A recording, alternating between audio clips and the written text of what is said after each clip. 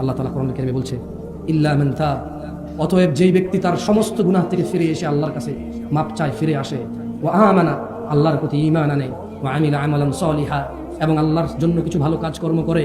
আল্লাহ বলছে ফাউলাইকা ইউবাদদিলুল্লাহু সাইয়্যাতিহিম হাসানাত, তাহলে তার পিছনের যত লিটার মদ খেয়েছে, পিছনে যত লক্ষ কোটি লিটার মদ খেয়েছে, যত ইয়াবা গাঁজা খেয়েছে, যত কিছু করেছে, যত অপরাধ করেছে, ফাউলাইকা, আল্লাহ তার সমস্ত গুনাহকে বদল করবে, সাইয়্যাতিহিম, তার গুনাহকে বদল করবে, হাসানাত, এই মাফ করবে, বদল করে নেকি বানায় দেবে গুনাহগুলো। সিদ্ধান্ত আপনাদের। এতদিন যা করেছেন করেছেন, যদি ঈমান আনেন, আল্লাহর কাছে ফিরে আসেন, ঈমান আনেন, ভালো কাজ করেন, তাহলে পিছনের যত গুনাহ আছে আল্লাহ নেকিতে পরিবর্তন করে দেবে।